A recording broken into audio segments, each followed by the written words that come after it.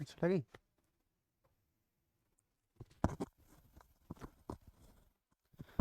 Hello दोस्तों, मैं विपिन आपका स्वागत करता हूं आर्मी पेपर हैकर में। कल थोड़ा टेक्निकल इशू हो गया था, इसलिए हम कल 8 क्वेश्चन रह गए थे कल वाली पीडीएफ में। तो हम अभी पहले वो क्वेश्चन देखेंगे, उसके बाद में आगे बढ़ेंगे, ठीक है। तो देखते हैं, आ जाइए सभी लोग। फिजिक्स के इंपॉर्टेंट क्वेश्चन है जो आपके एग्जाम के लिए बहुत जरूरी है, ठीक है। देखते हैं, हमारा क्वेश्चन था साबुन के बुलबुले के अंदर दाब। जो साबुन का बुलबुला होता है उसके अंदर दाब कैसा होता है? वायुमंडल दाब से अधिक होता है, वायुमंडल दाब से कम होता है, वायुमंडल दाब के बराबर होता है और वायुमंडल दाब के आधा होता है। देखिए, समझिए। पहले मान लीजिए ये क्या है, ये साबुन का बुलबुला है। क्या है ये? साबुन का बुलबुला। साबुन का बुलबुला, ठीक है। इसमें क्या होता है? वायुमंडल दाब। वायुमंडल दाब जो होता है, वायुमंडल दाब से जो दाब होता है वो अधिक होता है। दाब अधिक होता है। अगर वायुमंडल दाब अधिक हो जाएगा तो ये जो साबुन का बुलबुला बनेगा ही नहीं। अगर साबुन का बुलबुला बनेगा तो जो वायुमंडल दाब है बाहर, वायुमंडल दाब से अधिक होना चाहिए। वायुमंडल दाब यानी वायुमंडल दाब जो बाहर है, बाहर कितना? 1 बार होता है। अगर इस बुलबुले की बात करें तो अगर ये दाब अधिक हो जाए तो ये बुलबुला फूट जाएगा। इसलिए अगर साबुन का बुलबुला बना रहना है तो बुलबुला बने रहने के लिए क्या जरूरी है कि जो बुलबुला है, साबुन के बुलबुले के अंदर वायुमंडल दाब से अधिक दाब होगा, तभी बुलबुला बन पाएगा, अन्यथा नहीं बन पाएगा। तो आंसर हमारा कौन सही हो जाएगा? आंसर ए सही हो जाएगा कि वायुमंडल दाब से अधिक होता है, ठीक है। आगे बढ़ते हैं। हम दलदली सड़कों पर क्यों फिसलते हैं? दलदली सड़कों पर हम क्यों फिसल जाते हैं, ये बताइए।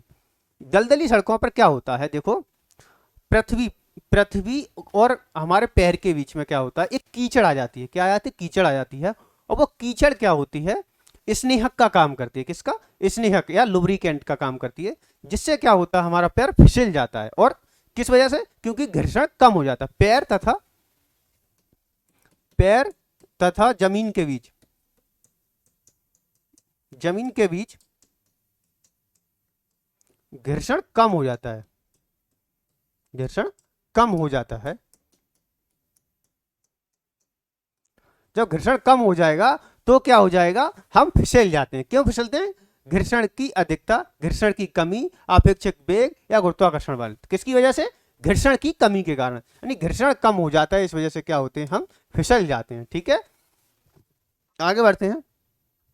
जब बैरोमीटर का पारा अचानक गिर जाए तो यह किस बात का घोतक है? देखो, समझिए। बैरोमीटर जो होता है, बैरोमीटर से क्या नापते हैं? मौसम, वायुमंडल दाब मापते हैं। क्या? वायुमंडल दाब। वायुमंडल दाब मापते हैं। क्या? दाब दाब मापते हैं, ठीक है। अगर देखो, बैरोमीटर की, मान लीजिए ये मेरी बैरोमीटर है, ये बैरोमीटर है और इसमें क्या भरा हुआ? पारा भरा हुआ है। क्या? मरकरी या पारा भरा हुआ है। तो जैसे ही क्या कह रहा है? अचानक नीचे गिर जाए। अचानक नीचे मतलब ये एकदम कहाँ आ जाए? यहां आ जाए। मान लीजिए यहां रह जाए। पहले कहां था? यहां था। अब यहां से कहां रह गया? यहां रह गया।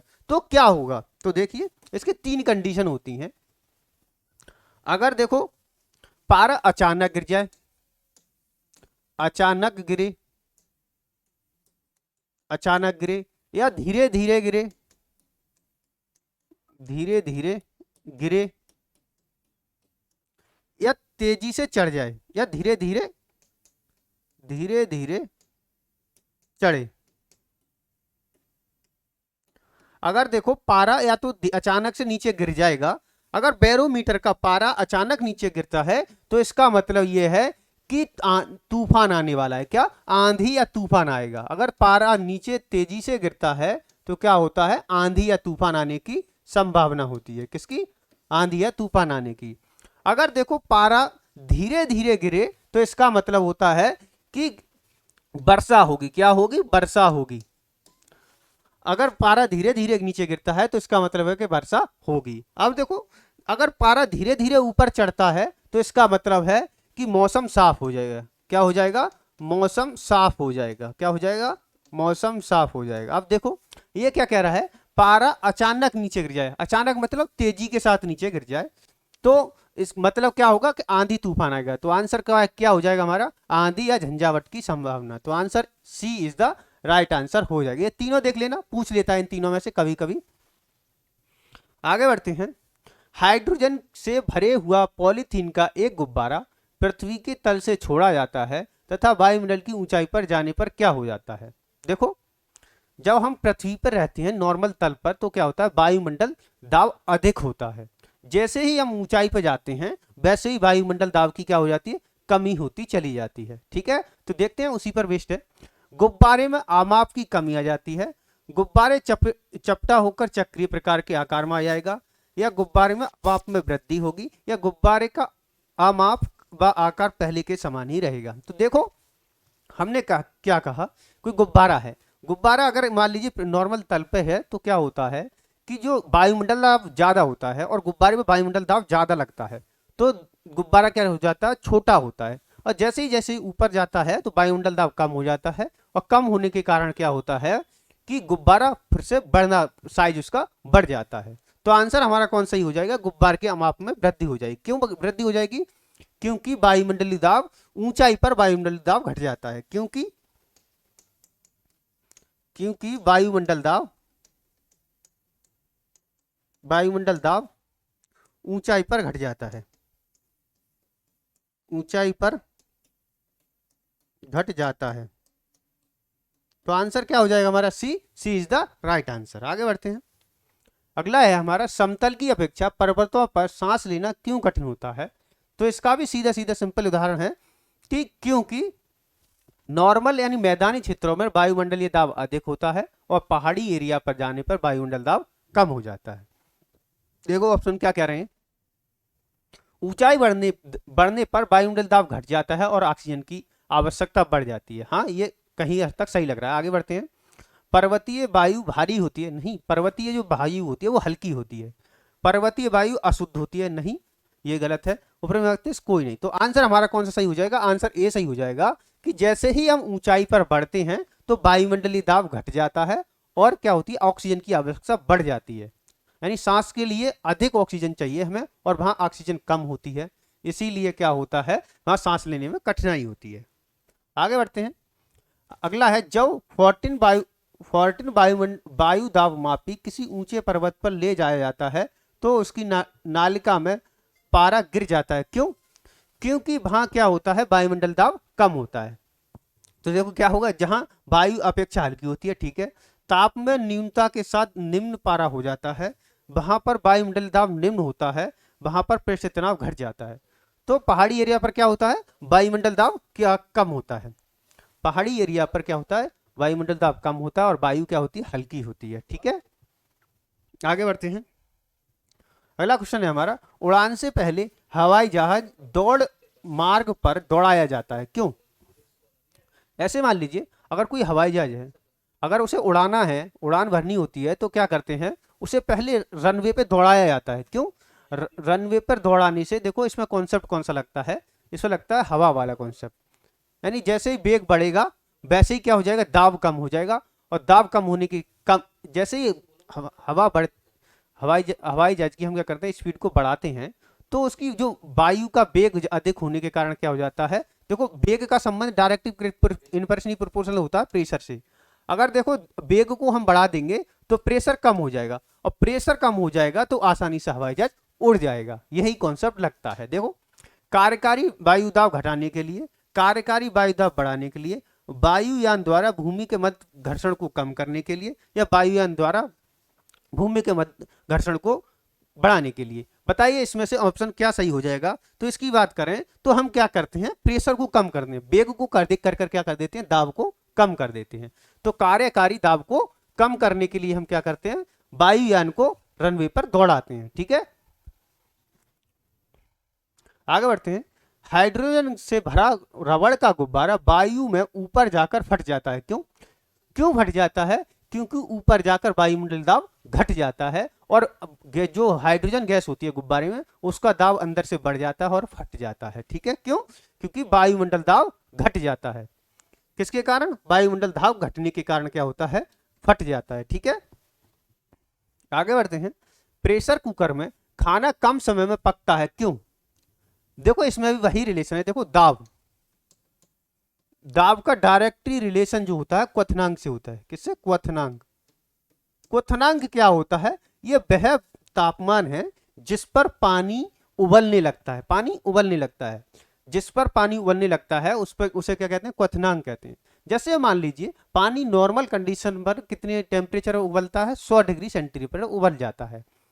अगर मान लीजिए 1 बार है, वायुमंडल दाब कितना है? 1 बार है, तो जो पानी होता है वो कितनी डिग्री पर? 100 डिग्री पर उबलने लगता है। ठीक है, अब हम क्या करते हैं प्रेशर कुकर में? क्या करते हैं? इस दाब को बढ़ा देते हैं। अगर हम दाब को बढ़ा देंगे तो ये क्वथनांक की वैल्यू भी तो बढ़ जाएगी, यानी कि वैल्यू कितनी बढ़ेगी? अभी मान लीजिए 100 डिग्री पर उबल रहा है, तो कुकर में जाकर ये कितने 150 डिग्री सेंटीग्रेड पर पानी उबलेगा। इसीलिए उसमें कुकर में देखते हैं हम पानी की कम मात्रा जरूरत पड़ती है खाना पकाने के लिए। ठीक है, तो आंसर देखते हैं कौन सा बनेगा। अधिक दाब के कारण उबलते पानी का ताप कम हो जाता है। चारों ओर बंद होने के कारण वायु का प्रभाव नहीं पड़ता है। अधिक दाब के कारण उबलता पानी का ताप बढ़ जाता है या प्रयुक्त पानी का वाष्पन कम होता है। तो बात करें, दाब क्या हो जाता है? अधिक हो जाता है और उसका तापमान बढ़ जाता है। कैसे? जैसे ही हम दाब बढ़ाएंगे तो हमारा क्वथनांक भी बढ़ जाएगा। ठीक है, पहले मान लीजिए 1 बार था, तो बाद में हमने मान लीजिए 1.5 बार कर दिया कुकर में, तो हमारा ये भी क्या हो जाएगा? 150 डिग्री सेंटीग्रेड पर पानी उबलेगा। ठीक है, तो प्रेशर कुकर में क्या करते हैं? हम दाब बढ़ाते हैं और दाब बढ़ने के साथ साथ क्या होता है? क्वथनांक बढ़ जाता है। ठीक है, अब चलो देखते हैं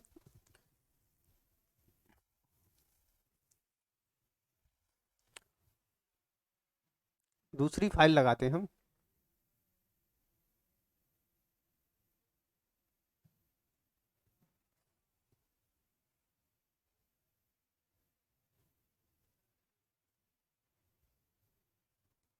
आ जाइए, अब देखते हैं अगला क्वेश्चन।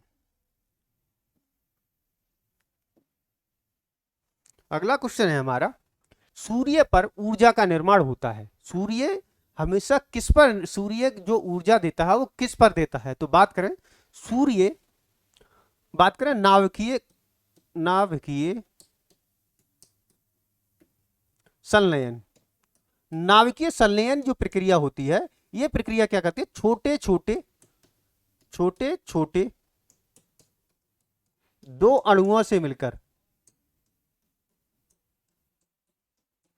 अणुओं से मिलकर बड़े अणु का निर्माण करते हैं। बड़े अणु का निर्माण होता है तथा बहुत ऊर्जा निकलती है, बहुत ऊर्जा निकलती है।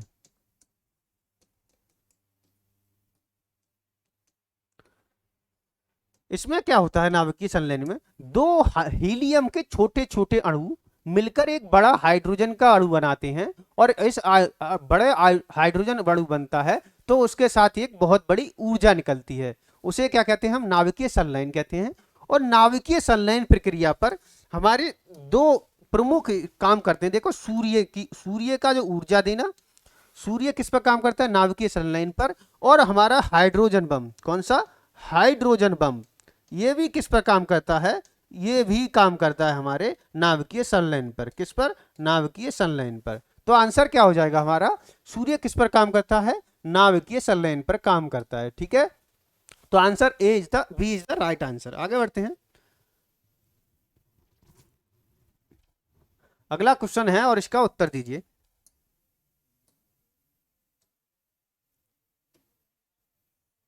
अगला क्वेश्चन है हमारा, सूर्य की ऊर्जा उत्पन्न होती है, जस्ट हमने अभी पिछले क्वेश्चन में देखा था, किससे होती है? नाभिकीय संलयन से। ठीक है, आगे बढ़ते हैं,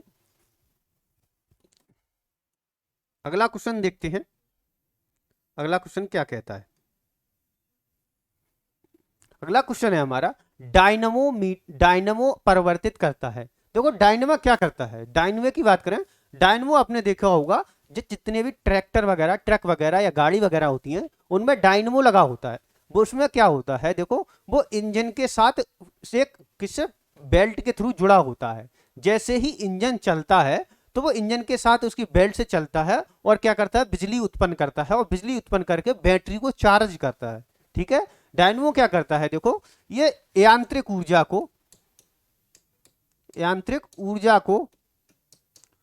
को बदलता है किसमें, विद्युत ऊर्जा में। किसमें, विद्युत ऊर्जा में।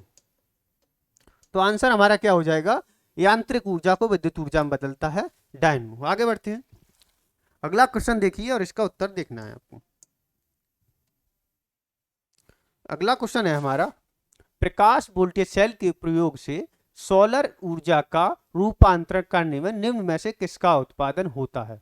ये कह रहा है, जो हमारे सोलर प्लेट होती हैं उन पर सूर्य की प्रकाश पड़ता है, और सूर्य प्रकाश पड़ने के बाद वो क्या बनाता है। तो सोलर प्लेट क्या बनाती हैं, विद्युत बनाती हैं, बिजली बनाती हैं। क्या बनाती है, विद्युत ऊर्जा। सूर्य सोलर प्लेट से हम क्या बनाते हैं, विद्युत ऊर्जा बनाते हैं। तो आंसर क्या हो जाएगा, बी हो जाए। सोलर प्लेट की बात करें, सोलर सेल, सोलर सेल, तो सोलर सेल क्या करता है, प्रकाश ऊर्जा को बदलता है किसमें, विद्युत ऊर्जा में, विद्युत ऊर्जा में। ठीक है। तो आंसर क्या होगा हमारा, B is the right answer. आगे बढ़ते हैं,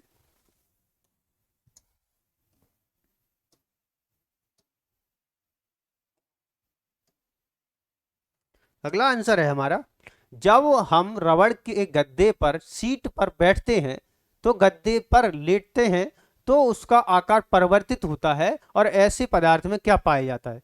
देखो गतिज ऊर्जा की बात करें तो गतिज ऊर्जा उसी में पाई जाती है जिसमें गति हो रही हो। तो गद्दा कोई दौड़ तो रहा नहीं है, तो इसमें गतिज ऊर्जा नहीं होगी। बात करें संचित ऊर्जा, संचित ऊर्जा देखो किसमें होती है, संचित ऊर्जा का मतलब ये होता है इसमें स्टोर करके रख ली। जैसे हमने बैटरी में क्या करते हैं, हम संचित कर लेते हैं ऊर्जा को। और देखो विखंडन ऊर्जा क्या होती है, नाभिकीय संलयन वगैरह होती है। तो इसमें आंसर क्या हो जाएगा हमारा, स्थितिज ऊर्जा। जैसे ही आप गद्दे में बैठेंगे तो उसमें उसकी स्थिति के कारण उसमें ऊर्जा उत्पन्न होगी, उसे क्या कहते हैं, हम स्थितिज ऊर्जा कहते हैं। ठीक है।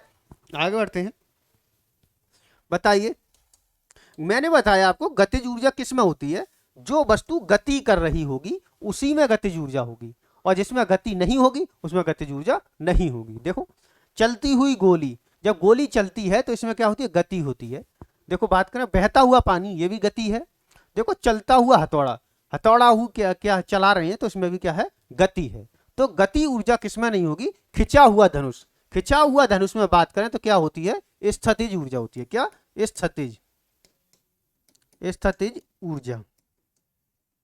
और ये किस प्रकार की ऊर्जा है, ये अदिश राशि है। कैसी, अदिश राशि है। और बात करें हम अगर स्थितिज ऊर्जा के सूत्र की, तो इसका सूत्र होता है पोटेंशियल एनर्जी जो होती है वो होती है mgh। क्या होती है, mgh होती है। और गतिज ऊर्जा की बात करें, गतिज ऊर्जा, तो गतिज ऊर्जा जो होती है वो होती है हमारी हाफ mv²।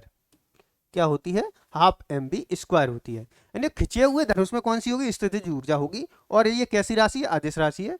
बात करें गतिज ऊर्जा भी कैसी है, हमारी अदिश राशि है। जितने भी प्रकार की ऊर्जा पाई जाती हैं वो सारी कैसी होती है, स्थितिज ऊर्जा होती है। ठीक है।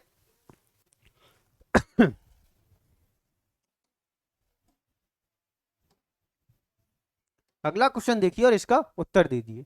जब एक चल वस्तु की गति दोगुनी हो जाए तो उसकी गतिज ऊर्जा क्या होगी। देखो अभी हमने क्या बताया, गतिज ऊर्जा का सूत्र बताया आपको, इसे इंग्लिश में बोलते हैं काइनेटिक एनर्जी। क्या बोलते हैं, काइनेटिक एनर्जी, के बराबर हाफ mv²।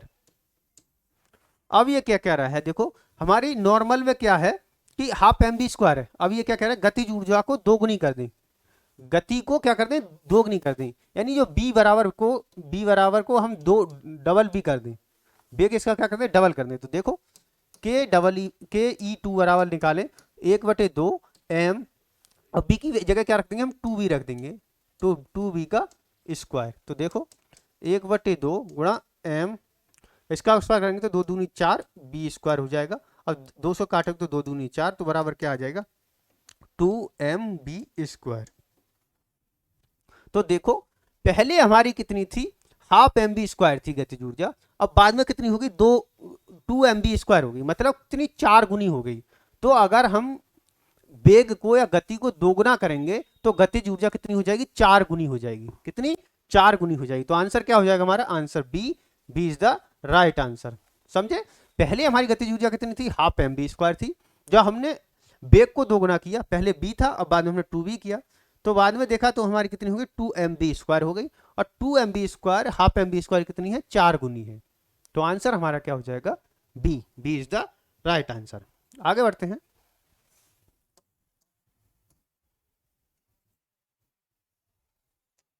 अगला क्वेश्चन देखिए और इसका देखते हैं। सीढ़ी पर चढ़ने में अधिक ऊर्जा खर्च होती है, क्यों? सीढ़ी पर अगर आप चढ़ रहे हैं, चढ़ते टाइम अधिक ऊर्जा खर्च होती है, जब उतरते हैं तो ऊर्जा कम खर्च होती है, क्यों? तो देखो ऐसे मान लीजिए ये क्या है, सीढ़ी है, अगर आप इस पर चढ़ रहे हैं,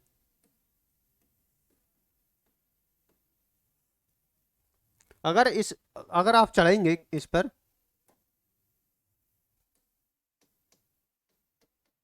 अगर इस पर ऊपर की ओर चढ़ेंगे तो क्या होगा, आप गुरुत्वाकर्षण के अगेंस्ट जाएंगे। जो हमारा गुरुत्वाकर्षण है वो किधर लगता है, नीचे की ओर लगता है, यानी कि गुरुत्वाकर्षण हमारा क्या लगता है, नीचे की ओर लगता है। अब गुरुत्वाकर्षण के क्या जा रहे हैं, विरुद्ध जा रहे हैं। जब गुरुत्वाकर्षण के विरुद्ध जाएंगे तो क्या होगा, अधिक ऊर्जा खर्च करनी पड़ेगी। तो देखो क्या हो जाएगा, व्यक्ति गुरुत्वाकर्षण के विरुद्ध कार्य करता है, तो आंसर क्या हो जाएगा हमारा, ए ही सही हो जाएगा। क्यों, ये क्या कर रहा है, गुरुत्वाकर्षण नीचे को लग रहा है और व्यक्ति किधर जा रहा है, ऊपर को जा रहा है, इसलिए ये क्या कर रहा है, गुरुत्वाकर्षण के विरुद्ध कार्य कर रहा है। इसलिए सीढ़ी पर चढ़ने पर व्यक्ति की क्या होती है, ऊर्जा अधिक खर्च होती है। आगे बढ़ते हैं।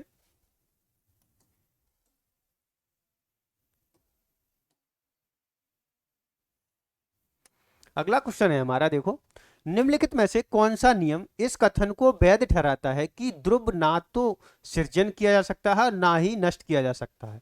तो देखो एक ऊर्जा संरक्षण का नियम है। ऊर्जा संरक्षण का नियम कहता है कि ना तो हम ऊर्जा को उत्पन्न कर सकते हैं ना ही ऊर्जा को हम नष्ट कर सकते हैं। बस क्या कर सकते हैं, हम ऊर्जा को एक रूप से दूसरे रूप में रूपांतरण कर सकते हैं। देखो कैसे, ऐसे मान लीजिए ये क्या है, ये गाड़ी खड़ी है, ये क्या है, गाड़ी खड़ी है, यहाँ खड़ी खड़ी है ये गाड़ी, तो इसमें कौन सी ऊर्जा है, अभी स्थितिज ऊर्जा है, खड़ी है तो स्थितिज ऊर्जा है। ठीक है, अगर हम क्या करें, इसमें गति उत्पन्न कर दें, क्या कर दें, गति उत्पन्न कर देंगे, गति करने लगेगी तो इसमें क्या हो जाएगी, गतिज ऊर्जा हो जाएगी। क्या हो जाएगी, गतिज ऊर्जा हो जाएगी।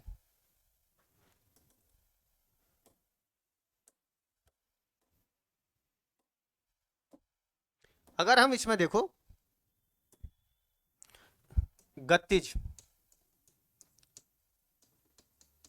देखो पहले क्या देखा हमने, पहले मान लीजिए यहाँ कोई गाड़ी खड़ी थी, स्थितिज खड़ी हुई थी, तो उसमें कौन सी थी, स्थितिज ऊर्जा थी। जैसे ही वो दौड़ने लगी तो उसमें कौन सी आएगी, गतिज ऊर्जा। तो इसने क्या किया, स्थितिज ऊर्जा को गतिज ऊर्जा में बदल दिया। तो ऊर्जा का संरक्षण का नियम कहता है कि ना ही हम ऊर्जा को उत्पन्न कर सकते हैं ना ही ऊर्जा को हम नष्ट कर सकते हैं, केवल ऊर्जा को एक रूप से दूसरे रूप में स्थानांतरण कर देते हैं। देखो स्थितिज ऊर्जा को किसमें बदल दिया, गतिज ऊर्जा को। तो इसमें कौन सा आंसर हो जाएगा, आंसर हो जाएगा हमारा ए, यानी ऊर्जा संरक्षण का नियम। ठीक है, देखो इस द्रव्य का मतलब वो द्रव नहीं है, ये द्रव्य का मतलब होता है द्रव्यमान। ठीक है, वो द्रव अलग, देखो ये द्रव, एक तो द्रव हमारा ये होता है द्रव्य, एक होता है हमारा द्रव, ये क्या होती है, पदार्थ की अवस्था होती है, और ये द्रव्य का मतलब होता है मास या द्रव्यमान। ठीक है, कंफ्यूज नहीं होना है इसमें। आगे बढ़ते हैं।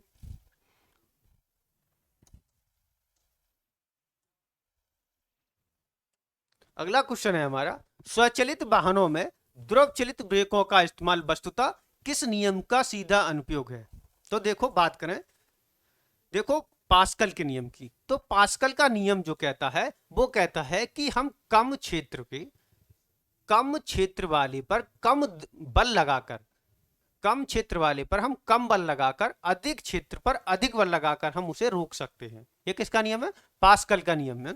पास्कल का नियम क्या कहता है कि हम अधिक क्षेत्र पर, यानी कम क्षेत्र पर कम बल लगाकर अधिक क्षेत्र को हम बल लगाकर रोक सकते हैं। ये किसका नियम है? पास्कल का नियम है। पास्कल का नियम क्या क्या कहता है?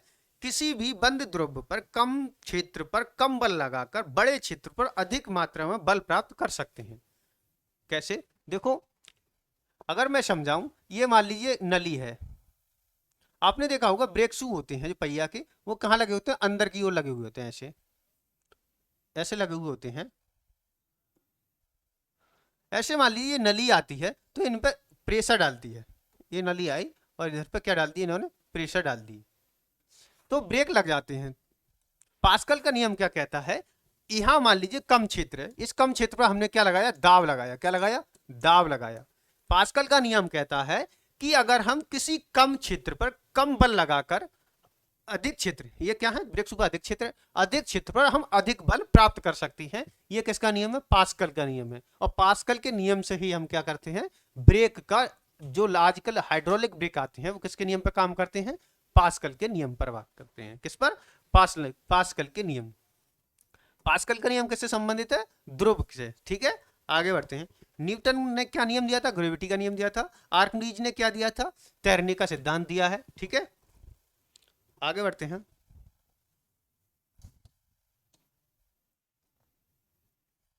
अगला क्वेश्चन है हमारा, रेल की पटरियां अपने वक्र पर किस कारण से बैंक्ड की गई होती हैं? बताइए, इसका आंसर क्या होगा?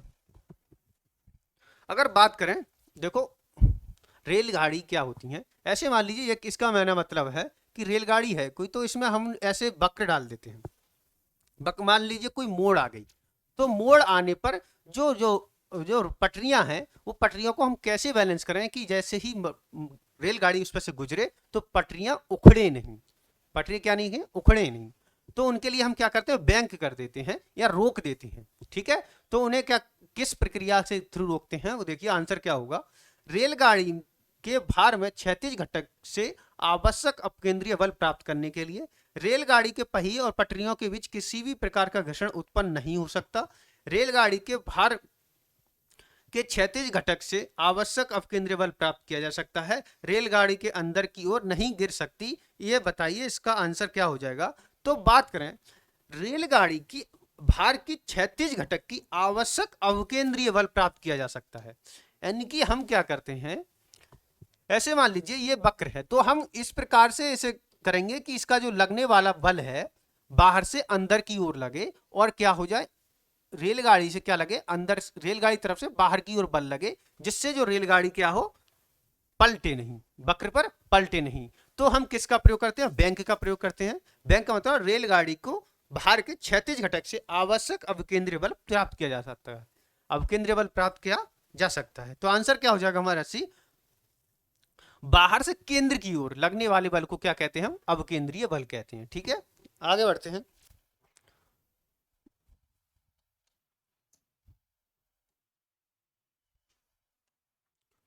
देखो, साइकिल चलाने वाला मोड़ लेता है क्योंकि समय साइकिल चलाने वाला मोड़ लेते समय क्यों झुकता है? क्यों झुक जाता है? अगर आप साइकिल चला रहे हैं और किसी मोड़ पर आके मोड़ते हैं तो आपकी साइकिल किधर झुकती है? अंदर की ओर झुकती है। क्यों झुकती है? जिससे कि आपको अवकेंद्रीय बल मिल सके या अपकेंद्रीय बल आपको बाहर की ओर धकेल ना दे। ठीक है, देखो जो साइकिल और आदमी की गति समान होनी चाहिए, वरना साइकिल फिसल जाती है। नहीं, वह गति वह झुकता है ताकि गुरुत्व केंद्र आधार के अंदर बना रहे और वह गिरने से बच जाए। मतलब ये होगा, ऐसे मान लीजिए ये क्या है? गोल सर्कल है। अब आप इस पर साइकिल चला रहे हैं तो आप क्या करेंगे? अंदर की ओर झुक जाएंगे। तो झुक जाएंगे तो क्या करेंगे? आपको अवकेंद्रीय बल लगेगा और अपकेंद्रीय बल क्या करेगा? आपको बाहर की ओर लगेगा।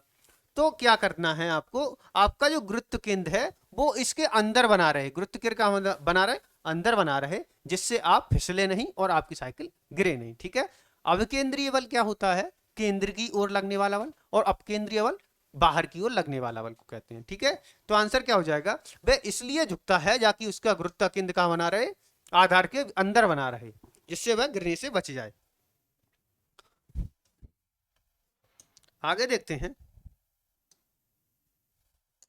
अगला क्वेश्चन है हमारा, कोई साइकिल सवार किसी मोड़ में घूमता है, वह क्यों अंदर की ओर झुकता है?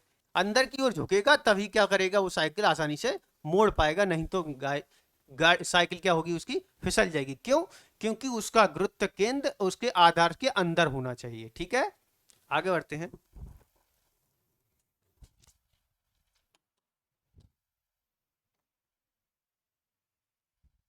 देखो क्या करें, जब दूध से प्रबल ढंग से मथा जाता है तो उसमें क्रीम किस कारण से अलग हो जाती है।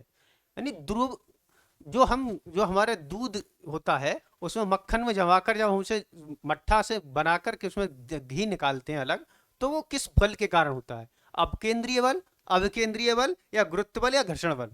तो बात करें, देखो बल कितने, दो प्रकार के बल काम करते हैं, एक तो अविकेंद्रीय बल और एक अपकेंद्रीय बल। देखो अविकेंद्रीय बल की बात करें, किसकी, अविकेंद्र की, अविकेंद्रीय बल। अवकेंद्रीय बल जो होता है बाहर से अंदर की ओर लगता है, यानी केंद्र की ओर लगने वाले बल को क्या कहते हैं, अवकेंद्रीय बल कहते हैं। और ये केंद्र से बाहर की ओर लगने वाले को कहते हैं अपकेंद्रीय बल, अपकेंद्रीय बल। बात करें देखो अवकेंद्रीय बल, इस पर क्या काम करता है, तो देखो चंद्रमा पृथ्वी का चक्कर लगाता है, इसके कारण ही चंद्रमा पृथ्वी का चक्कर, चंद्रमा पृथ्वी का चक्कर किस बल के कारण लगाता है, अविकेंद्रीय बल के कारण, क्योंकि पृथ्वी अपने गुरुत्वाकर्षण से चंद्रमा को अपनी ओर खींचती है। ठीक है, अगर बात करें देखो दूध से दही, दूध से घी को बनाना, तो ये किस कारण होता है, ये होता है अपकेंद्र अभिकेंद्रीय बल के, अपकेंद्रीय बल के कारण। किसके कारण, अपकेंद्रीय बल के कारण क्या होता है, हम दूध से दही को अलग मथ सकते हैं। और ऐसे ही आपने देखा होगा गोल चक्कर वाला झूला, जिसमें जो गोल वाला झूला होता है उसमें बाहर की ओर फेंकता है, वो व्यक्ति को, बैठे हुए व्यक्ति को बाहर की ओर फेंकता है, वो किसके कारण, अवकेंद्रीय बल के कारण। ठीक है, आगे बढ़ते हैं।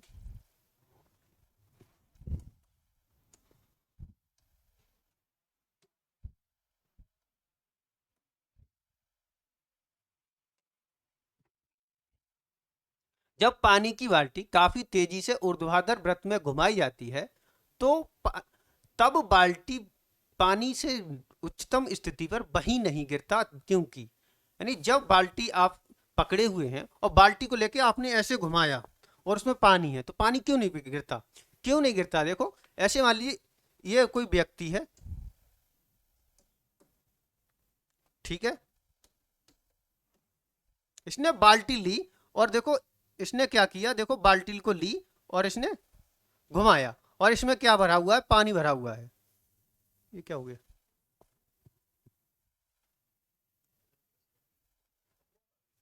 यहाँ टच की फिर आ गई,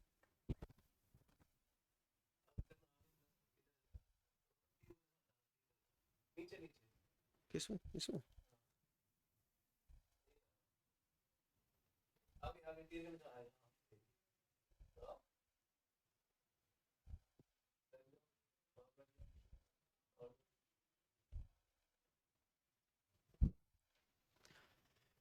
चलो देखो क्या होता है इस स्थिति में। जब मान लीजिए कोई व्यक्ति है, उसने क्या किया, बाल्टी अपने हाथ में पकड़ रखी है, जब बाल्टी उसने हाथ में पकड़ रखी है तो इसमें क्या है, पानी भरा हुआ है। जब ये घुमाएगा अपने चारों ओर, किधर घुमाएगा, अपने चारों ओर घुमाएगा, तो इसके द्वारा लगने वाला जो अपकेंद्रीय बल होगा, कौन सा, अपकेंद्रीय बल लगेगा, इसके हाथ के द्वारा कौन सा लगेगा, अपकेंद्रीय बल लगेगा, कौन सा, अपकेंद्रीय बल, बल लगेगा।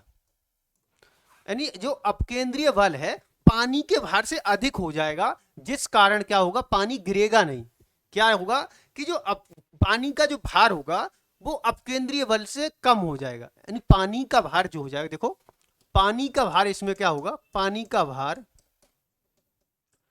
कम होगा, किससे, अपकेंद्रीय बल से, अपकेंद्रीय बल से।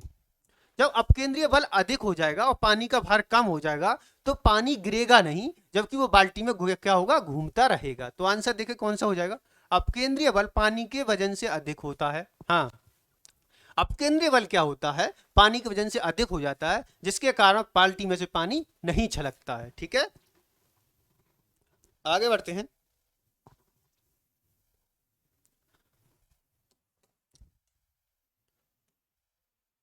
अगला क्वेश्चन है हमारा, वॉशिंग मशीन का कार्य किस सिद्धांत पर कार्य करता है। तो वॉशिंग की किस काम पर, किस सिद्धांत पर काम करती है, तो ये भी किस तरह से बल लगाती है, अपकेंद्रीय बल की तरह, किसे, बाहर की ओर बल लगाती है, अपकेंद्रीय बल, कौन सा, अपकेंद्रीय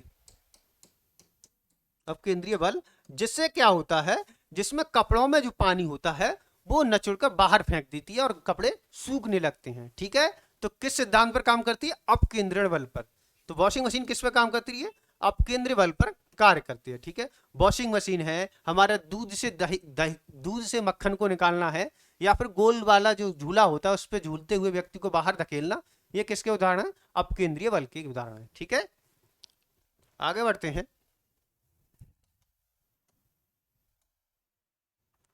अगला क्वेश्चन है हमारा, चंद्रमा पर वायुमंडल नहीं होने का क्या कारण है। यह पृथ्वी के निकट है, यह सूर्य के प्रकाश की प्राप्त करता है, यह पृथ्वी की परिक्रमा करता है, इस पर गैस अणुओं का पलायन वेग उनके वर्ग माध्य मूल मान से कम होता है।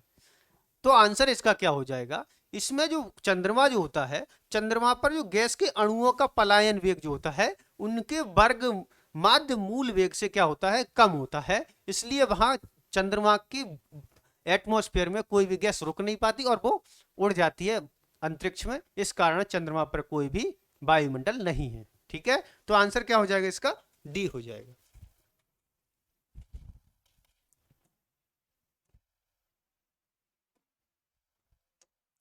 अगर देखो अगला क्वेश्चन है हमारा,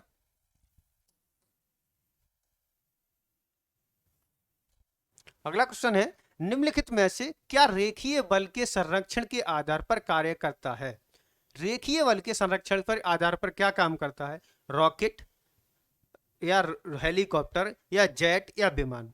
तो देखो बात करें हेलीकॉप्टर की, तो हेलीकॉप्टर क्या करता है, हेलीकॉप्टर वायु के दाब पर करता है, यानी पहले जो पंखा होता है, पंखे का जब वेग बढ़ता है तो क्या होता है, जब हम वेग बढ़ाते हैं तो दाब घट जाता है और हेलीकॉप्टर उड़ जाता है। ठीक है, हेलीकॉप्टर कॉन्सेप्ट क्या है, वायु के वेग को अगर हम बढ़ा दें, उसके ऊपर पर लगे हुए थे, वो पर क्या करते हैं, वेग को बढ़ाते हैं और वेग बढ़ने से क्या होता है, दाब कम हो जाता है और दाब कम होने के कारण हेलीकॉप्टर उड़ जाता है। ठीक है, बात करें जेट की, तो जेट जो इंजन होते हैं, जेट जो इंजन होती है पहले रनवे पे दौड़ाए जाते हैं, उसके बाद ये भी किस पर हो गया, दाब पर, वेग बढ़ाकर दाब को कम किया तब उड़ती हैं जेट। ठीक है, बात करें विमान, विमान ये भी हमारे विमान होते हैं वो भी रनवे पे पहले दौड़ाए जाते हैं उसके बाद उड़ते हैं। अगर हम बात करें जेट की, जो रॉकेट की, तो रॉकेट को क्या होता है, पहले हम एक सेटअप पर बैठाते हैं, किस पे, एक सेटअप पर बिठाते हैं रॉकेट को, ऐसे रॉकेट बढ़ा होता है, तो उसके नीचे जब हम आग लगाते हैं, जब आग लगाने के कारण जब नीचे से थ्रस्ट पैदा होता है, थ्रस्ट पैदा होता है तो वो रेखीय सीधी गति में क्या जाते हैं, ऊपर जाते हैं। और इसे क्या कहते हैं, न्यूटन के थर्ड लॉ लगता है यहाँ, क्रिया प्रतिक्रिया का नियम। कौन सा, क्रिया प्रतिक्रिया का नियम। जैसे ही जब रॉकेट में आग लगती है तो उसकी गैसें जमीन से टकराकर क्रिया बल लगाते हैं और पृथ्वी उसके प्रतिक्रिया बल लगाकर सीधा रेखीय बल लगाकर ऊपर को उछाल देती है। तो आंसर हमारा क्या हो जाए इसका, रॉकेट। रॉकेट किस सिद्धांत पर काम करता है, रेखीय बल संरक्षण के नियम पर। ठीक है, आगे बढ़ते हैं। देखो ये रटने वाला क्वेश्चन है, पृथ्वी तल से किसी न्यूनतम वेग के प्रक्षेपित किए जाने पर कोई रॉकेट पृथ्वी के गुरुत्वाकर्षण को पार करके अंतरिक्ष में चला जाए तो उसे बोलते हैं पलायन वेग। क्या बोलते हैं, पृथ्वी का अगर पलायन वेग की बात करें तो पृथ्वी का पलायन वेग, पलायन वेग, पलायन वेग पृथ्वी का कितना है, तो 11.2 किलोमीटर पर सेकंड। देखो अगर कोई भी वस्तु पृथ्वी से 11 किलोमीटर पर सेकंड के हिसाब से अगर पृथ्वी से अंतरिक्ष की ओर फेंक दिया जाए तो वो लौटकर कभी पृथ्वी पर नहीं आएगी और वो गुरुत्वीय क्षेत्र को पार कर जाएगी, जिससे वो कहां चली जाएगी, अंतरिक्ष में चली जाएगी। तो पृथ्वी का जो पलायन वेग है वो कितना है, 11.2 किलोमीटर पर सेकंड है। तो आंसर क्या हो जाएगा हमारा, ए। यानी जितने भी रॉकेट जो होते हैं अंतरिक्ष में भेजे जाते हैं सैटेलाइट लेकर, वो किस वेग से जाते हैं, इससे अधिक वेग से जाते हैं, 11.2 किलोमीटर पर सेकंड के वेग से अधिक जाते हैं, जिससे वो क्या करते हैं, पृथ्वी के गुरुत्वाकर्षण क्षेत्र को पार करके सैटेलाइट को अंतरिक्ष में छोड़ देते हैं। ठीक है, आगे बढ़ते हैं। अगला क्वेश्चन है हमारा, भू स्थिर उपग्रह का आवर्तकाल कितना होता है। देखो भू स्थिर उपग्रह समझना चाहिए, भू स्तर उपग्रह क्या होता है? देखो ये क्या है, पृथ्वी है हमारी, ठीक है। पहले आपको ये सब पता होना चाहिए भू स्तर उपग्रह होता क्या है, फिर समझ पाओगे। देखो ये क्या है, पृथ्वी है, ठीक है, ये है पृथ्वी, ठीक है। अब मान लीजिए यहाँ भारत है, क्या है, यहाँ भारत है, यहाँ भारत है पृथ्वी पर, ठीक है। तो हम क्या करेंगे, अगर हम सैटेलाइट को हमें लगाना है कि हमें भारत की दिल्ली पर नजर रखनी है, ठीक है। जियो सिंक्रोनस सैटेलाइट क्या होती हैं कि उन्हें एक पर्टिकुलर क्षेत्र दे दिया जाता है कि आपको इस क्षेत्र पर निगरानी करनी है। तो देखो ऐसे भारत ये है, हमें देखना है कि हमें अपने भारत पर निगरानी करनी है, तो हम क्या करेंगे, इसे यहाँ सैटेलाइट लगा देंगे, यहाँ का लगा देंगे, सैटेलाइट लगा देंगे, जिसे बोलते हैं हम कृत्रिम सैटेलाइट। क्या, कृत्रिम सैटेलाइट लगा देंगे, क्या लगा दी हमने, सैटेलाइट लगा दिए, सैटेलाइट। और जिस कक्षा में ये घूमती हैं, ये कक्षा होगी इसकी, जिस कक्षा में ये घूमेंगी उस कक्षा को बोलते हैं हम सिंक्रोनस या तुल्यकालिक,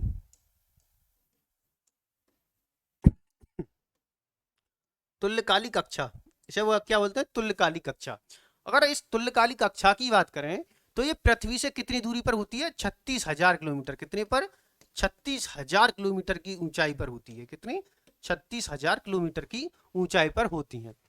अगर मान लीजिए जियो सिंक्रोनस सैटेलाइट या भू स्थिर सैटेलाइट किसे कहते हैं, कि अगर मान लीजिए ये दिल्ली पर सेट कर दी तो ये हमेशा दिल्ली के साथ ही रहेगी, जैसे जैसे पृथ्वी घूम रही होगी बिल्कुल वही प्रकार से ये क्या घूमेगी, पृथ्वी के साथ साथ घूमती है।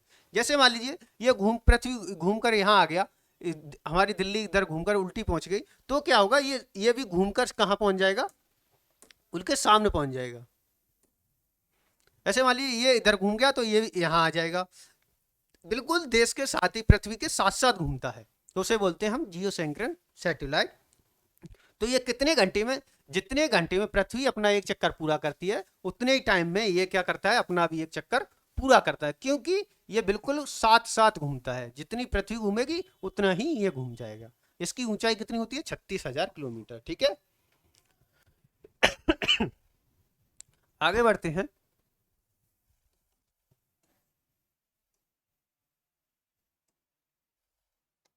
अगला क्वेश्चन है हमारा, यदि किसी पिंड को पृथ्वी से 11.2 किलोमीटर प्रति सेकंड के वेग से फेंका जाए तो पिंड पृथ्वी पर कभी लौटकर नहीं आएगा, क्योंकि जो हमारा पलायन वेग है, पलायन वेग जस्ट हमने पहले ही देखा, इससे पलायन वेग कितना है हमारा, 11.2 किलोमीटर पर सेकंड, यानी इस स्पीड से अगर कोई भी वस्तु पृथ्वी से फेंकी जाती है तो वो पृथ्वी पर कभी लौटकर नहीं आती है, ठीक है। तो आंसर क्या हो जाएगा, ये पृथ्वी पर कभी लौटकर नहीं आएगा, ठीक है। आगे बढ़ते हैं।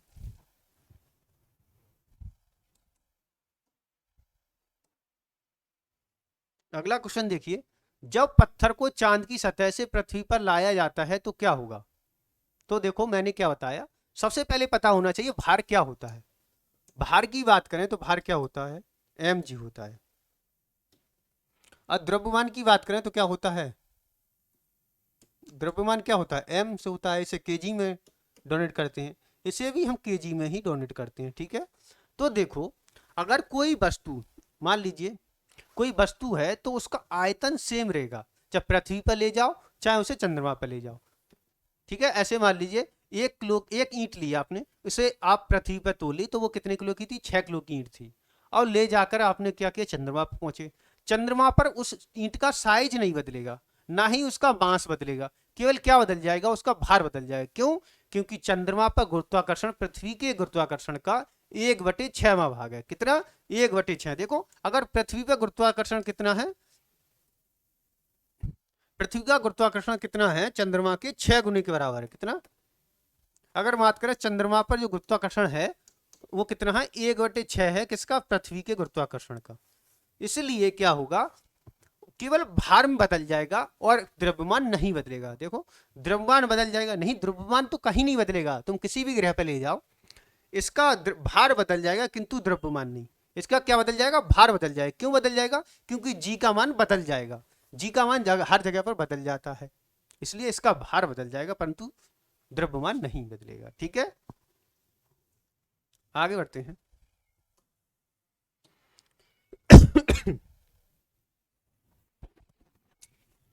आज थोड़ी खांसी की प्रॉब्लम है लग रहा है। आगे बढ़ते हैं। अगला क्वेश्चन है हमारा, किसी लिफ्ट में बैठे हुए व्यक्ति को अपना भार कब अधिक महसूस पड़ता है। देखो, पहला क्वेश्चन है जब लिफ्ट त्वरित होकर नीचे आ रही हो। अगर लिफ्ट त्वरित होकर नीचे आ रही होगी तो व्यक्ति भारहीनता महसूस करेगा। कैसी? वजन से कम भार से कम वजन लगेगा। क्या लगेगा? भार से, उसके भार से कम वजन महसूस होगा उसे। क्या होगा? भार से कम वजन महसूस, भार से कम वजन महसूस होगा।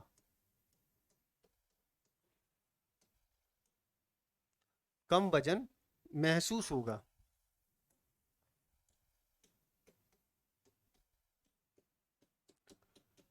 बाहर से कम वजन कम महसूस होगा जब लिफ्ट तुरंत होकर क्या आ रही हो? नीचे आ रही हो। ठीक है। अब बात करें जब लिफ्ट तुरंत होकर ऊपर जा रही हो तो व्यक्ति को क्या मालूम पड़ेगा? कि उसका वजन बढ़ रहा है, यानी वास्तविक वजन से अधिक वजन मालूम पड़ेगा। अगर बात करें समान वेग से नीचे आ रही हो तो उसे कुछ फर्क नहीं पड़ेगा, जितना वजन है उतना ही महसूस होगा। समान वेग से ऊपर जा रही हो तो भी कोई फर्क नहीं पड़ेगा। अगर लिफ्ट त्वरित होकर ऊपर नीचे जाती है तो वजन क्या पड़ता है? अगर त्वरित होकर नीचे आ रही है तो वजन कम महसूस होगा, और त्वरित होकर ऊपर जा रही है तो वजन अधिक महसूस होगा। ठीक है। अगर अचानक लिफ्ट का तार टूट जाए तो वजन क्या मालूम पड़ेगा? नगण्य, क्या है? वजन है ही नहीं। शून्य वजन कम महसूस होता है जब लिफ्ट का तार टूट जाए और स्वतंत्र रूप से नीचे गिरने लगे। ठीक है। आगे बढ़ते हैं।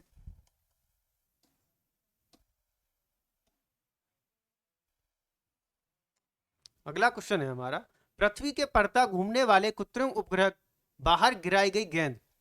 ऐसे मान लीजिए कोई पृथ्वी, ये पृथ्वी है, ठीक है, और पृथ्वी के बाहर कोई ग्रह है, उपग्रह है या सैटेलाइट है, यहाँ है, और इससे सैटेलाइट ने क्या कर दी? एक गेंद को गिरा दिया। तो ये गेंद क्या पृथ्वी पे आके गिरेगी? नहीं गिरेगी। क्यों? जिस वेग से कृत्रिम उपग्रह घूम रहा होगा उसी वेग से ये बॉल भी पृथ्वी के चारों ओर क्या लगाने लगेगी? ये भी चक्कर लगाने लगेगी। क्या करने लगेगी? चक्कर लगाने लगेगी। क्योंकि क्योंकि ये पृथ्वी के वायुमंडल से बाहर है, ये किसमें? अंतरिक्ष में है। तो अंतरिक्ष में पृथ्वी के परता उपग्रह के समान आवर्तकाल को उसी की कक्षा में क्या करेगी? घूमती रहेगी। ठीक है। पृथ्वी पर आके ये जब गिरती, जबकि ये क्या है? गेंद है, ये क्या है? उपग्रह। जब ये वायुमंडल में होती, लेकिन ये क्या है? अंतरिक्ष में है, तो पृथ्वी के परता घूमती रहेगी उसी के आवर्तकाल में। ठीक है। आगे बढ़ते हैं। अगला क्वेश्चन है हमारा, जब लिफ्ट में किसी व्यक्ति का प्रत्यक्ष भार वास्तविक भार से कम होता है तब लिफ्ट जा रही होती है। मैंने अभी जस्ट बताया इससे पहले क्वेश्चन में कि अगर वजन बढ़ रहा है तो त्वरित होकर ऊपर जा रही होगी, अगर वजन घटता हुआ महसूस हो रहा है तो त्वरित होकर क्या आ रही होगी? नीचे आ रही होगी। तो वजन क्या वास्तविक भार से क्या हो रहा है? कम हो रहा है, तो त्वरण के साथ कैसे आ रही होगी? नीचे आ रही होगी लिफ्ट, इसलिए उसे वजन क्या कम महसूस हो रहा होगा। आगे बढ़ते हैं। देखो, ये भी जस्ट क्वेश्चन हम पढ़ चुके हैं। क्या है? किसी तुल्यकाली उपग्रह को पृथ्वी की सतह से ऊंचाई पर स्थित किया जाता है। तो हमने देखा कितनी ऊंचाई थी? 36,000 किलोमीटर। कितनी? 36,000 किलोमीटर। यानी किसी एक पर्टिकुलर क्षेत्र के लिए अगर किसी सैटेलाइट को डिजाइन किया जाता है तो उसे किसे क्या कहते हैं? तुल्यकाली, तुल्यकाली उपग्रह कहते हैं। और उसे कितनी ऊंचाई पर रखा जाता है? तो उसे 36,000 किलोमीटर, कितनी? 36,000 किलोमीटर की ऊंचाई पर रखा जाता है।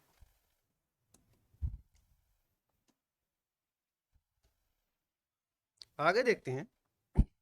टेनिस की गेंद के मैदान की अपेक्षा किसी पहाड़ी पर अधिक ऊंचाई पर उछलती है। क्यों?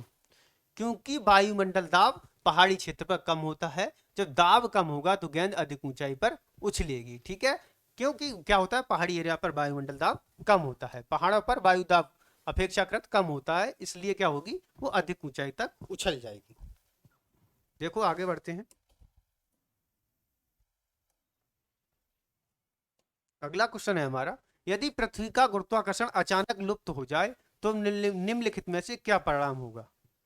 तो देखो, अगर मान लीजिए गुरुत्वाकर्षण खत्म हो गया, यानी ग्रेविटी खत्म, हम क्या करेंगे? फ्लोट करने लगेंगे, मतलब हम हवा में उड़ने लगेंगे। जब ग्रेविटी खत्म हो जाएगी तो क्या होंगे? सभी वस्तुएं हवा में उड़ने लगेंगी।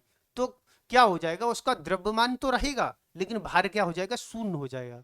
ग्रेविटी खत्म होते ही भार शून्य। भार शून्य क्यों हो जाएगा? तो देखो, भार बराबर क्या होता है? mg होता है।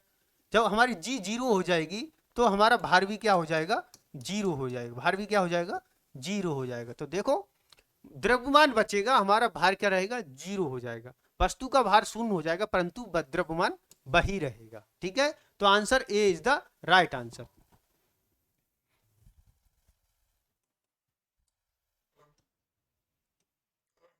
आगे बढ़ते हैं।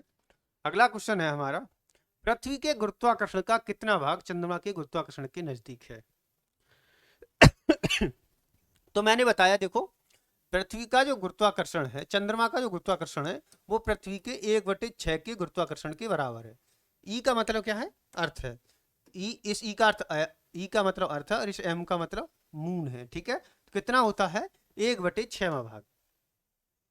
अगर बात करें पृथ्वी का द्रव्यमान, पृथ्वी का क्या है, ये गुरुत्वाकर्षण है, और द्रव्यमान की बात करें, द्रव्यमान, द्रव्यमान की बात करें तो पृथ्वी का, चंद्रमा का जो मास है, मास ऑफ मून जो होगा वो चंद्र पृथ्वी का 1/81वां भाग है। कितना, 1/81वां भाग। ठीक है, अगर बात करें गुरुत्वाकर्षण की तो 1/6वां भाग है। अगर मास की बात करें तो कितना है, 1/81वां भाग। मतलब 81 चंद्रमा के बराबर अकेली पृथ्वी है। पृथ्वी कितनी है, चंद्रमा 81, ऐसे 81 चंद्रमा बन जाएंगे, उतने की अकेली क्या है, पृथ्वी है। ठीक है, आगे बढ़ते हैं।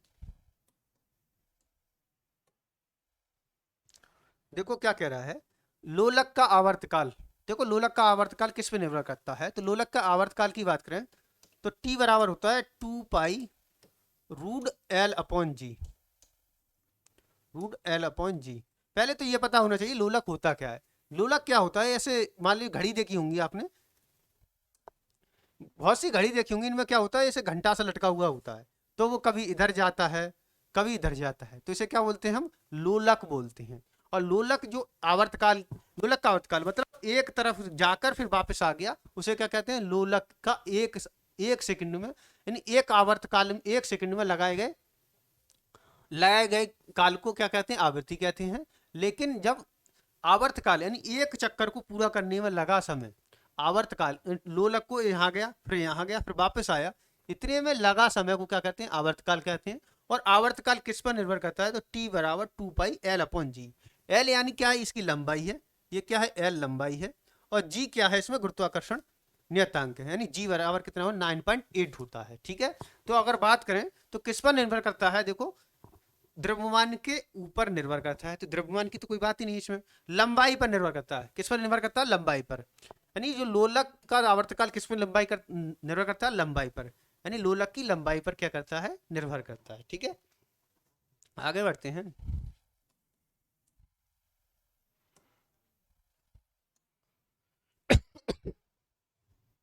लोलक घड़ियां गर्मियों में सुस्त हो जाती हैं, क्यों, क्योंकि जो लोलक बताया था मैंने, इसकी लंबाई बढ़ जाती है। ये क्या है, मेटल का बना होता है, ये लोलक किसका बना होता है, मेटल का बना होता है। अगर गर्मी में क्या होती है, इनकी लंबाई बढ़ जाती है, लंबाई बढ़ जाने के कारण ये घड़ियां क्या हो जाती हैं, सुस्त हो जाती है, लंबाई बढ़ जाती है, लंबाई बढ़ जाती है, और लंबाई बढ़ जाने के कारण इसमें दोलन में लगा हुआ समय बढ़ जाता है और घड़ियां सुस्त हो जाती हैं। लोलक की लंबाई क्या होती है, बढ़ जाती है गर्मियों में। ठीक है, तो आंसर, आगे बढ़ते हैं।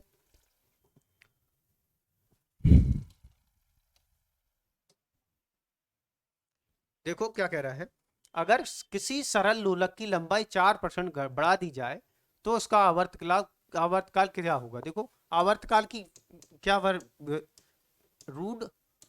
√L/G है, ये क्या है, आवर्तकाल है। ठीक है, अगर देखो क्या कह रहा है, लोलक की लंबाई 4% बढ़ा दी जाए, तो देखो टी को डायरेक्ट प्रोपोर्शनल कैसे कर दें, √L के कर दें। अगर हम 4% बढ़ा दें, टी को डायरेक्ट 4 बढ़ा देंगे तो क्या आ जाएगा, टी बराबर क्या आ जाएगा, 2 आ जाएगा। तो मतलब आवर्तकाल इसका कितना बढ़ जाएगा, 2 बढ़ जाएगा। आवर्तकाल कितना बढ़ जाएगा, 2 गुना हो जाएगा, 2% बढ़ जाएगा। अगर हम 4% अगर लंबाई बढ़ाते हैं तो हमारा आवर्तकाल कितना बढ़ जाएगा, 2% बढ़ जाएगा। कितना, 2% बढ़ जाएगा। ठीक है, आवर्तकाल क्या है, 2 पाई L/G, L/G है ये। हमने क्या किया, डायरेक्टली प्रोपोर्शनल किसके रख दिया, आवर्तकाल डायरेक्ट प्रोपोर्शनल किसके होता है, एल के। तो आंसर क्या हो गया हमारा, 2% बढ़ जाएगा। ठीक है, आगे बढ़ते हैं।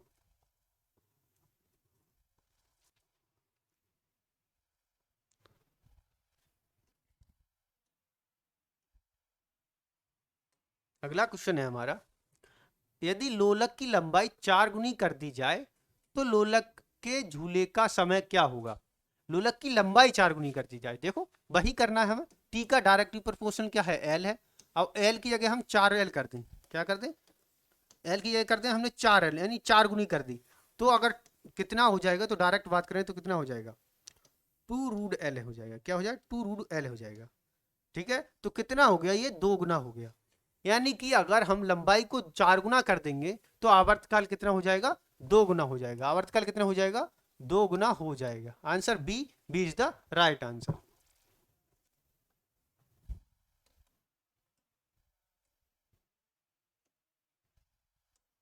आगे देखते हैं, पेंडुलम को चंद्रमा पर ले जाने पर उसकी समयावधि क्या होगी।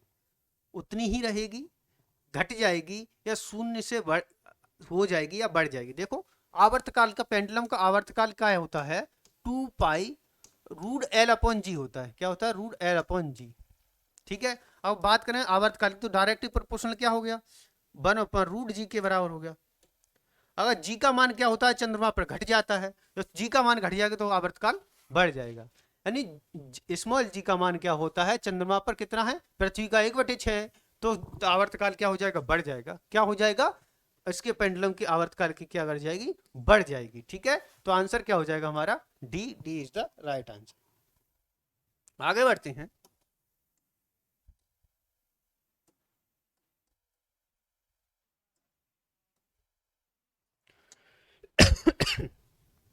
अगला है हमारा, एक कण का द्रव्यमान तथा द्रव्यमान एम है।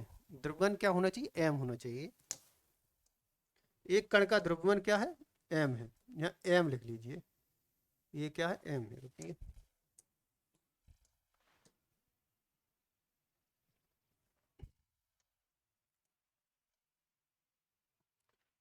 द्रव्यमान क्या है, एम है, तथा संवेग पी है। तो इसकी गतिज ऊर्जा बताइए क्या होती है। तो पहले तो तुम्हें पता होना चाहिए संवेग बराबर क्या होता है। संवेग, संवेग की बात करें तो क्या होता है, द्रव्यमान गुणा वेग। द्रव्यमान क्या, वेग होता है। अगर गतिज ऊर्जा की बात करें तो क्या होती है, ½ mv² होती है। क्या होती है, ½ mv² होती है। तो गतिज ऊर्जा की पता है हमें, एम और बी है। हम क्या करेंगे, 1/2 ले लेंगे। एम को एक एम से ऊपर और गुणा कर देंगे तो m² हो जाएगी, और नीचे b²। और अगर हम नीचे, हमने क्या किया, एम की ऊपर नीचे गुणा कर दी। क्या कर दी हमने, एम की ऊपर और एम की नीचे गुणा कर दी। तो ऊपर क्या हो गया, m², m² b²/m हो गया। तो अगर हम आगे करें तो 1/2 हो जाएगा। m² और b² की जगह हम क्या रख देंगे, संवेग बराबर क्या दे रखा है इसने, p दे रखा है। संवेग क्या दिया इसने, p दे रखा है। p बराबर क्या, m/b है। तो अगर हम m/b² है तो यहाँ रख देंगे तो p² हो जाएगा, और बटे में क्या हो जाएगा, m।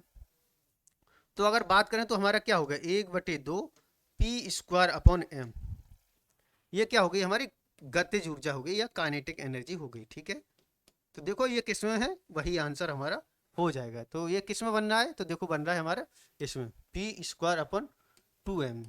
तो आंसर क्या होगा हमारा, answer D, D is the right answer. आगे बढ़ते हैं। अगला है, हुक का सिद्धांत निम्नलिखित में से किससे से संबंधित है। हुक का सिद्धांत निम्नलिखित में से किससे संबंधित है, यह आपको बताना है। अगर बात करें हम, वस्तु की लंबाई में परिवर्तन उस वस्तु पर आरोपित के समानुपाती होता है। यानी अगर किसी वस्तु में है, ऐसे मान लीजिए कोई स्प्रिंग है, ये क्या है, अगर ये क्या है, पहले स्प्रिंग था, ठीक है, इतना लंबा था ये।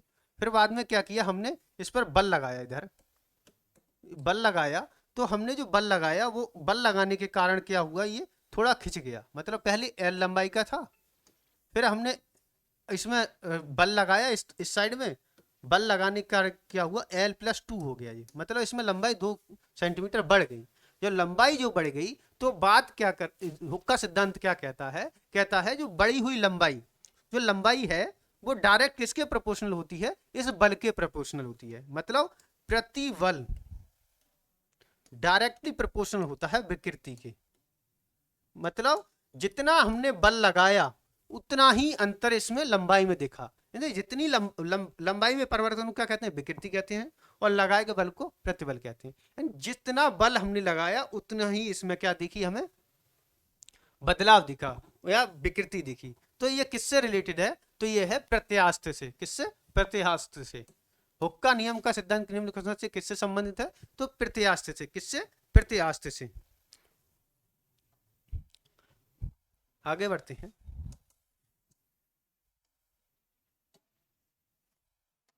अगला क्वेश्चन है हमारा, तेल की एक छोटी बूंद पानी पर फैल जाती है, क्यों। देखो इसमें दो कॉन्सेप्ट लगते हैं, एक सासंजक बल और एक आसंजक बल। सासंजक बल देखो, सासंजक बल, सासंजक बल क्या होता है। सासंजक बल की बात करें, सासंजक बल क्या होता है। सासंजक बल जैसे पानी के अणुओं के बीच लगने वाला बल, यानी अपने ही सेम टाइम के अणुओं के बीच लगने वाले बल को क्या कहते हैं, सासंजक बल कहते हैं। देखो एक प्रकार के पदार्थ के अणुओं के बीच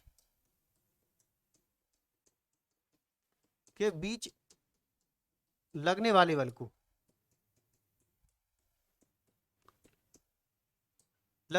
क्या कहते हैं, सासंजक बल कहते हैं। और एक होता आसंजक बल। आसंजक बल, आसंजक बल क्या होता है, जैसे आपने देखा होगा जब आप पेन से लिखते हैं, पेन से कॉपी में लिखते हैं, तो क्या होता, पेन चिपक जाती है, स्याही उस पर क्या चिपक जाती है, कागज पर चिपक जाती है। क्यों, क्योंकि वहां आसंजक बल होता है। क्यों, स्याही के अणु और कागज के अणु आपस में क्या होते हैं, चिपक जाते हैं, तो वहां क्या होता है, आसंजक बल होता है। यानी विभिन्न पदार्थों के मध्य, भिन्न पदार्थों के मध्य लगने वाले बल को, विभिन्न पदार्थों के अणुओं के बीच लगने वाला बल, अणुओं के बीच लगने वाला बल।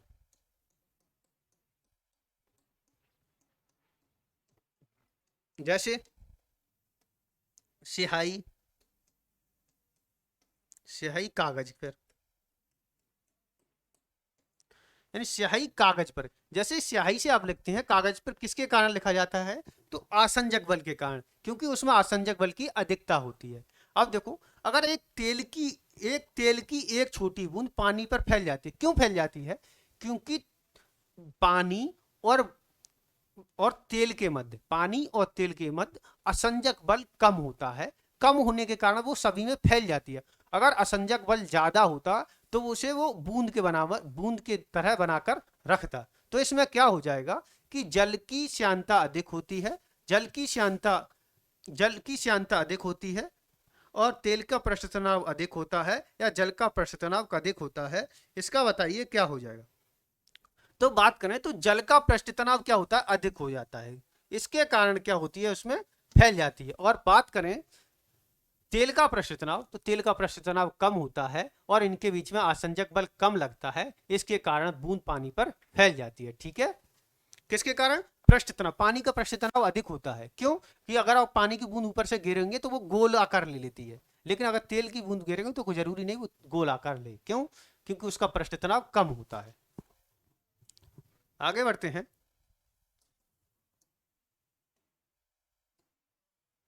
अगला क्वेश्चन है हमारा, साबुन के द्वारा सतह को साफ करने का सिद्धांत किस पर आधारित है। किस पर आधारित है, देखो साबुन, जितने प्रकार के साबुन या डिटर्जेंट हैं, साबुन क्या करते हैं, पानी का पृष्ठ तनाव कम कर देते हैं। पानी का पृष्ठ तनाव कम कर देते हैं। यानी साबुन या डिटर्जेंट जितने भी हैं वो क्या करते हैं, पानी का पृष्ठ तनाव कम कर देते हैं, जिसके कारण क्या होता है, उसमें जितने भी धूल कण वगैरह होते हैं वो सब निकल जाते हैं। तो साबुन क्या करता है, पृष्ठ तनाव को कम कर देता है, जिससे कपड़े क्या हो जाते हैं, साफ हो जाते हैं, शरीर भी क्या हो जाता है, साफ हो जाता है। ठीक है, आगे बढ़ते हैं।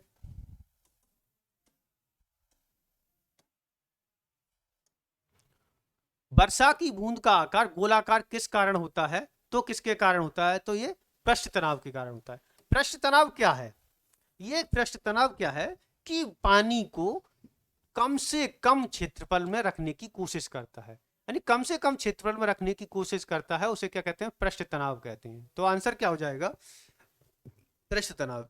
यानी पानी की बूंद जो होती है वो गोलाकार किसके कारण होती है, पृष्ठ तनाव के कारण होती है। आगे बढ़ते हैं।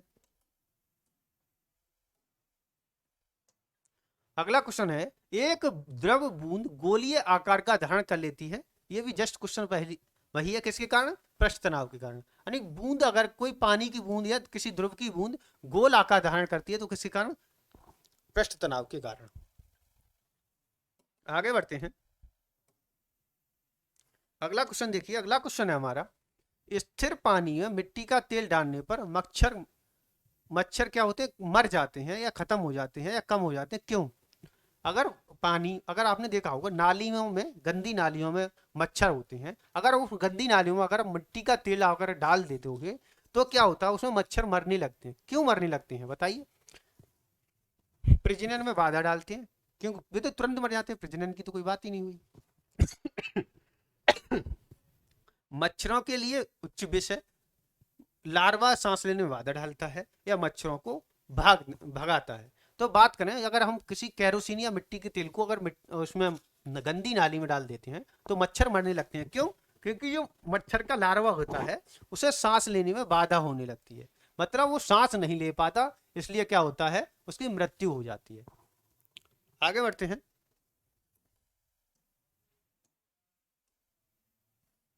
अगला क्वेश्चन है हमारा, पानी से निकलने पर शेविंग ब्रश के बाल आपस में चिपक जाते हैं, किस कारण। तो देखो, शेविंग वाला ब्रश जो होता है, अगर उसे पानी में डुबाकर अगर आप निकालते हैं तो उसके ब्रश चिपक जाते हैं, किसके कारण चिपक जाते हैं, तो पृष्ठ तनाव के कारण। पृष्ठ तनाव क्या कहता है, पृष्ठ तनाव यानी एकांक क्षेत्रफल को कम से कम रखने की कोशिश करता है। यानी पृष्ठ तनाव का मतलब कि अगर कोई द्रव है, उस द्रव को कम से कम क्षेत्रफल में धारण करना है। इसी कारण क्या होती है, कोई भी पानी की बूंद गोल हो जाती है, और उसी कारण क्या होता है, क्या होता है, ब्रश, शेविंग ब्रश के ब्रश जो आपस में चिपक जाते हैं। ठीक है,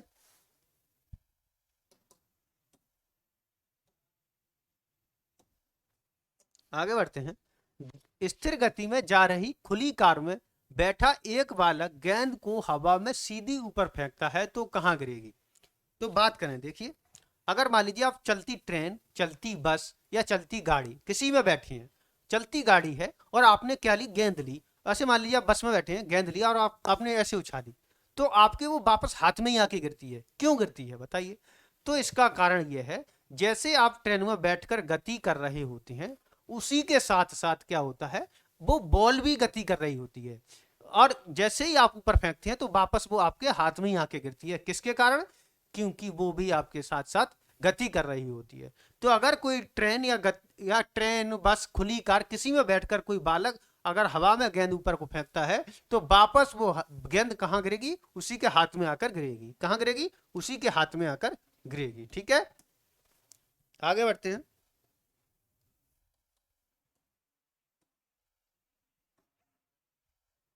अगला क्वेश्चन है हमारा, एक व्यक्ति पूर्णतः चिकने बर्फ के क्षैतिज तल पर मध्य में विराम स्थिति में है और न्यूटन के किस नियम के उपाय प्रयोग करके वह अपने आप को तट तक ला सकता है। देखो, न्यूटन का पहला नियम क्या कहता है कि अगर कोई व्यक्ति या वस्तु विराम अवस्था में है या गतिज अवस्था में है, वो जब तक वही अवस्था में रहेगी जब तक कि उस पर कोई बाह्य बल नहीं लगाया जाए। तो ये किसका नियम है, न्यूटन का फर्स्ट नियम है। तो न्यूटन के फर्स्ट नियम के बाद अनुसार, अगर ये व्यक्ति कहाँ खड़ा है, चिकने बर्फ पर खड़ा है, अगर ये कोई बल नहीं लगाएगा तो ये तल पर नहीं पहुंचेगा, तो इसलिए इसे बल लगाना पड़ेगा तब ये तल पर पहुंचेगा। तो ये किस पर, सिद्धांत पर आ जाता है, तो न्यूटन के पहले गति के नियम पर। किस पर, पहले गति के नियम। पहला नियम क्या कहता है कि जब तक कोई बाह्य बल नहीं लगेगा तब तक हम उसकी स्थिति में चेंज नहीं कर सकते, यानी कि जब तक ये बल नहीं लगाएगा तब तक ये आगे पीछे कहीं नहीं हट सकता, यानी इसे तट पर आना है तो इस पर बल लगाना ही होगा। ठीक है, आगे बढ़ते हैं।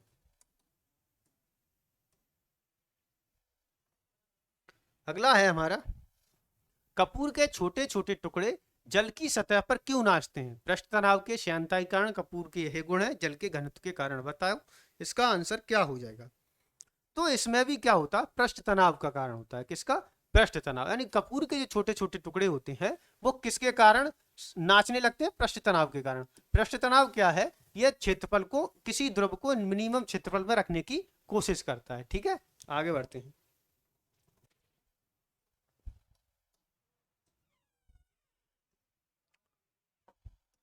अगला क्वेश्चन है हमारा, जब शुद्ध जल में डिटर्जेंट डाला जाता है तो तनाव क्या होता है? तो पृष्ठ तनाव। जितने भी साबुन या डिटर्जेंट होते हैं, मैंने आपको बताया, जितने भी नहाने वाले साबुन सही चाहे डिटर्जेंट सही, वो सारे क्या करते हैं? पृष्ठ तनाव को कम कर देते हैं।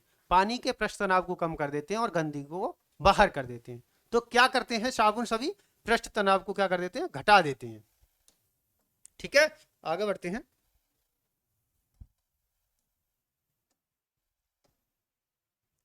अगला क्वेश्चन है हमारा, साबुन को जल में घोलने पर पृष्ठ तनाव क्या होता है? जस्ट वही क्वेश्चन आ गया, क्या हो जाता है? घट जाता है, जिसे जस्ट हमने पिछले क्वेश्चन में ही देखा था। देखो अगला क्वेश्चन है हमारा, संवातक कमरे की छत के निकट लगाया जाता है। संवातक का मतलब होता है खिड़की। क्या? खिड़की। यानी जो छोटी वाली खिड़की होती है, आपने देखा होगा, छत के लेंटर के बिल्कुल बराबर बनाई जाती है। क्यों बनाई जाती है? कि जो हमारी गर्म हवा होती है, वो गर्म हवा क्या होती है? जैसे ही वातावरण गर्म होता है तो हवा जो गर्म होती है, गर्म हवा गर्म होकर क्या होती है? ऊपर उठने लगती है। जब ऊपर उठने लगती है तो ऊपर खिड़की के थ्रू वो बाहर निकल जाती है। यानी कि वायु गर्म होकर हल्की हो जाती है और ऊपर उठकर उसे बाहर निकालने के लिए हम किसका? खिड़की का प्रयोग करते हैं। तो देखो क्या होगा, सांस में छोड़ी हुई गर्म हवा ऊपर उठती है और बाहर निकल जाती है। किसके लिए? गर्म हवा क्या हो, जैसे ही हवा गर्म होती है वो ऊपर उठती है और क्या होती है? वातावरण उससे खिड़की से बाहर निकल जाती है। ठीक है, आगे बढ़ते हैं। अगला क्वेश्चन है हमारा, अपमार्जक मैले कपड़ों को सफलतापूर्वक तेल को गर्द निकाल देते हैं। ठीक है, यानी जितने भी अपमार्जक मतलब होता है साबुन, डिटर्जेंट वगैरह, इंग्लिश में कहते हैं डिटर्जेंट और हिंदी में क्या कहते हैं? अपमार्जक कहते हैं। जितने ही अपमार्जक या डिटर्जेंट होते हैं वो क्या करते हैं? कपड़े को साफ कर देते हैं। यानी ये हमारा पहला कथन ठीक है।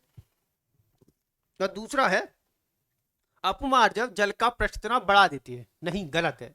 अपमार्जक क्या करते हैं? जल के पृष्ठ तनाव को घटा देते हैं। ये हम पिछले क्वेश्चनों में देख चुके हैं। तो ये तो हमारा सही है, लेकिन आर हमारा गलत है। तो आंसर हमारा कौन सही हो जाएगा? सी सही हो जाएगा। ए सही है परंतु आर गलत है। ठीक है, आगे बढ़ते हैं।